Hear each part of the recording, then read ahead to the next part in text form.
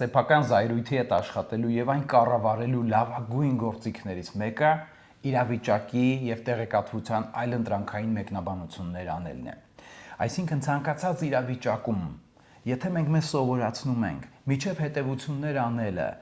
փորձել փնտրել այլընտրանքային մեկնաբանություններ, դա մեզ օգնում է քիչ զայրանալ։ Տեսեք, խոսքը գնում է նրա մասին, երբ որ հայտնվելով կոնկրետ իրավիճակում,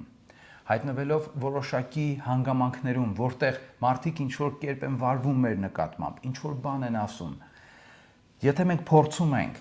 առաջին իսկ մեկնաբանության վրա չհենվել, այլ փորձել մտածել նրա մասին, թե այդ արարքը, այդ պահվածքը, այդ խոսքը կամ այդ իրավիճակը էլ ինչ դրդապատճառներ կամ պատճառներ կարող է ունենալ, դա մեզ օգնում է, որպեսզի մենք գեներացնենք զուգահեռ առաջին ավտոմատ մեկնաբանությանը զուգահեռ նաև այլընտրանքային մեկնաբանություններ։ Օրինակ, եթե առավոտյան աշխատանքի գնալուց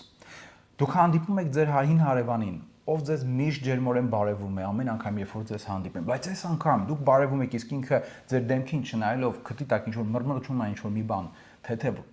բարև է, այսպես ասած նետում, հնարավոր է դուք զայրանաք, մտածեք, ասեք ինչ անշնորհ պահվածք է, կամ մտածեք, երևի նեղացրել եմ ինչ-որ բանով։ Ու դա կարող ազդի ձեր վերաբերմունքի վրա, թե այդ պահին ձեր հակասման եւ ընդհանրապես ձեր վերաբերմունքի վրա իր նկատմամբ, բայց եթե փորձեք մտածել, թե այլ որ դեպքում ինքը կամ մարդ կարող էր այդպես վարվել, հնարավոր է ինչ-որ վատ բան է տեղ ունեցել իր կյանքում, հնարավոր է ինքը շատ վատ է իրան զգում եւ այդ պահին չի ֆիքսել, թե ով է իր դիմացով անցնում, ու նման այլ տարբերակներ նույնպես էլի կարող են լինել ցանկացած մարդու պարագայում։ Սա ձեզ հնարավորություն կտա բալանսավորված մոտեցում ձևավորել եւ չշտապել ձեր դատողություններում, հետեւաբար ձեր վարքի փոփոխության կամ հույզերի զայրույթի դրսևորման մեջ։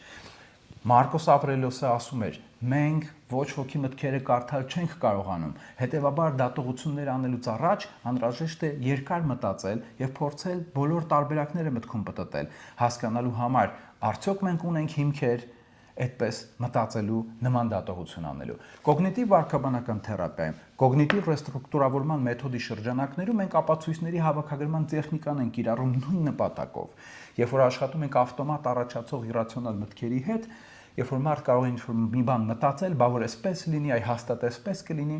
այստեղ օգնության է հասնում առաջին հերթին այս նույն սկզբունքը մարմնավորող ապացույցների հավաքագրման տեխնիկան։ Երբ որ սոկրատեսյան հարցադրումների հիման վրա կառուցված